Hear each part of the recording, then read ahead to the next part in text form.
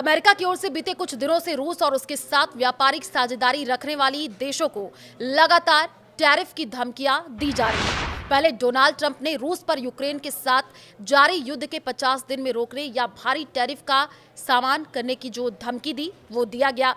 वहीं इसके अगले ही दिन नाटो ने रूस के साथ व्यापार करने वाले देशों पर 100% टैरिफ की चेतावनी दी और उनके निशाने पर खास तौर पर भारत, ब्राजील और चीन रहे। अमेरिकी धमकियों के बीच रूसी तेल का सबसे बड़ा खरीदार भारत की ओर से बड़ा बयान जारी किया गया है।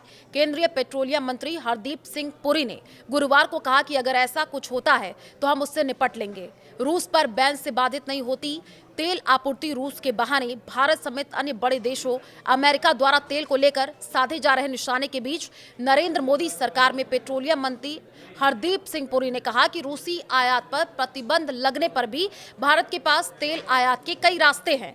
उन्होंने कहा कि अगर रूस पर टैरिफ प्रतिबंधों के कारण आपूर्ति प्रभावित होती भी है तो भारत वैकल्पिक स्रोतों से अपनी तेल जरूरतों को पूरा करने में पूरी तरीके से सक्षम है। पुरी ने कहा कि कुछ होता है तो निपट लेंगे। केंद्रीय पेट्रोलियम मंत्री की ओर से आगे ये भी कहा गया है कि तेल मार्केट में गुयाना जैसे कई नए सप्लायर्स की एंट्री हो रही है और इसके अलावा ब्राजील और कनाडा जैसे मौजूदा उत्पादकों से भी आपूर्ति जारी है।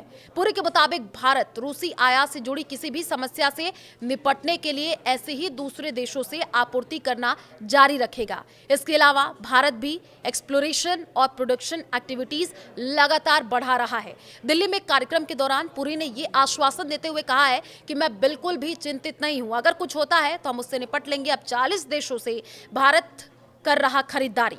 रॉयटर्स की रिपोर्ट के मुताबिक हरदीप सिंह पुरी ने कहा है कि भारत ने अपनी जरूरत के तेल की आपूर्ति के लिए स्रोतों में विविधता लाने का काम किया है और इसका असर ये है कि पहले हम जहां 27 देशों से खरीदारी करते थे वहीं अब लगभग 40 देशों से खरीदारी कर रहे हैं। आंकड़ों पर अगर नजर डालें तो इस समय रूस भारत का शीर्ष तेल आपूर्तिकर्ता बना हुआ है और भारत की कुल आपूर्ति का लगभग 35% हिस्सा वहीं से आता है। इसके बाद इराक, सऊदी अरब और संयुक्त अरब अमीरात का नंबर आता है। ट्रंप और नाटो ने ये धमकी दी है। गौरतलब है कि इस सप्ताह के पहले दिन सोमवार को अमेरिकी राष्ट्रपति डोनाल्ड ट्रंप ने रूस को बड़ी धमकी दी थी।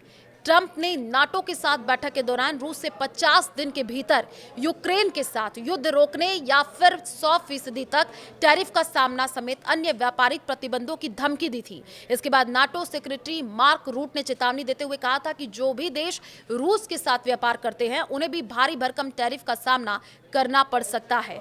मार्क रूट ने खास तौर पर भारत, चीन और ब्राजील पर निशाना साधते हुए साफ शब्दों में कहा था कि मॉस्को में बैठा व्यक्ति अगर यूक्रेन ये जारी जंग रोकने की सलाह को गंभीरता से नहीं लेता तो उस पर आर्थिक प्रतिबंध और टैरिफ लगाए ही जाएंगे। और अगर आप बीजिंग या दिल्ली में रहते हैं और या फिर चाहे ब्राजील के राष्ट्रपति हो तो आपको इस पर विशेष रूप से ध्यान देना जरूरी है, क्योंकि अगर ऐसा होता है तो सबसे ज्यादा आप इससे प्रभावित हो सकते हैं।